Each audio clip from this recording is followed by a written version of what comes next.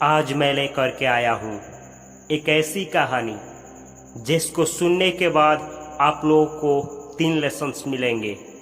एक कि क्यों हमें किसी और से तुलना अपनी नहीं करनी चाहिए, और दूसरा कि कैसे हम अपनी वो ज़िंदगी की सारी निचोड़ जो ठोकरों के बाद मिली होती है, जो हम कहीं जाने अनजाने में अच्छा काम किए होते हैं, उसका हमें ज़िंदगी में किस तरीके से अच्छे परिणाम मिलते हैं।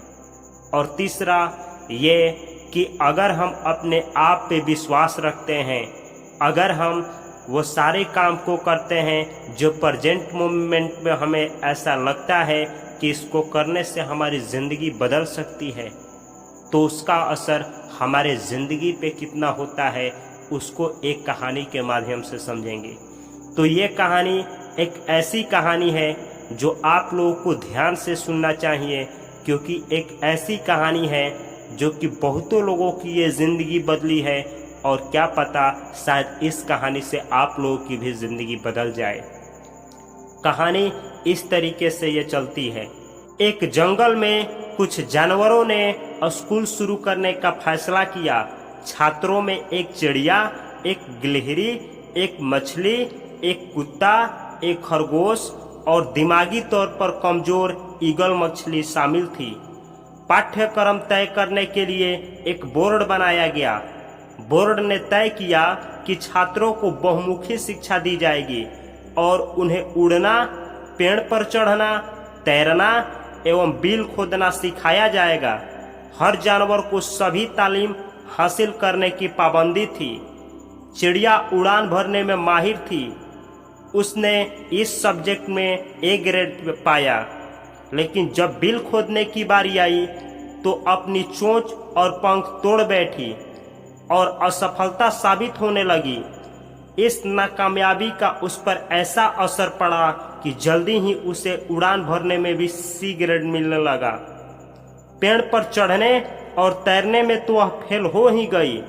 गिलहरी पेड़ पर चढ़ने में काफी कुशल थी, लेकिन वह तैरने में असफल हुई। मछली सबसे अच्छी तैराक थी, लेकिन वह पानी के बाहर निकल ही नहीं सकती थी, इसीलिए बाकी सभी विषयों में फेल हो गई।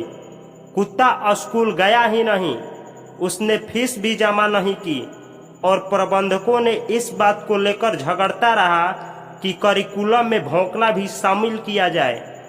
खरगोश को बिल खोदने में ए ग्रेड मिला, लेकिन उसके लिए पेड़ पर चढ़ना एक बहुत ही बड़ी समस्या थी।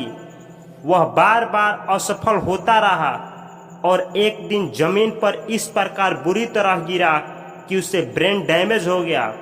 वह बच तो गया, लेकिन उसके दिमाग पर ऐसा असर पड़ा था कि उसने बिल खोदने में भी दिक्कत होने लगी और उसे इस सब्जेक्ट में भी सी ग्रेड मिला।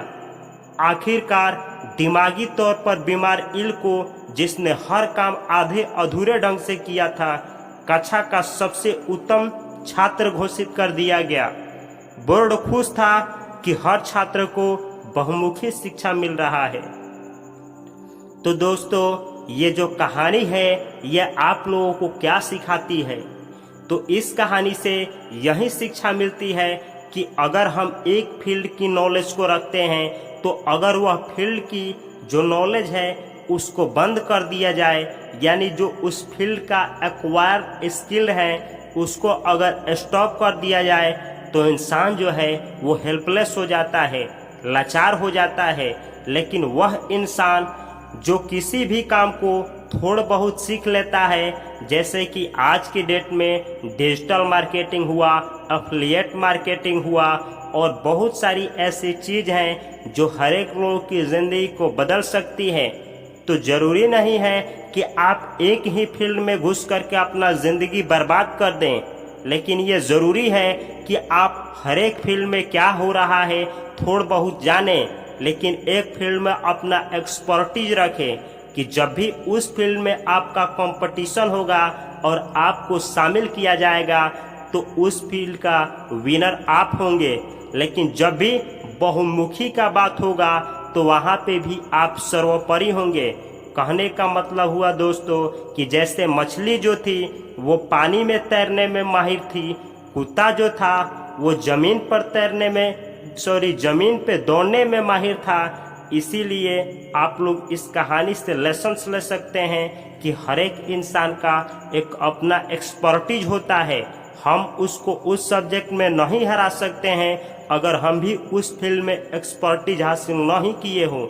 तो इस कहानी से यही हमें शिक्षा मिलती है। यह कहानी आप लोगों को कैसा लगा, इस कहानी से आप लोगों को क्या सीखने को मिला, कमेंट बॉक्स में कमेंट करें। मिलता हूं मैं अगले वीडियो में, तब तक के लिए आप सभी को तहे दिल से नमस्कार।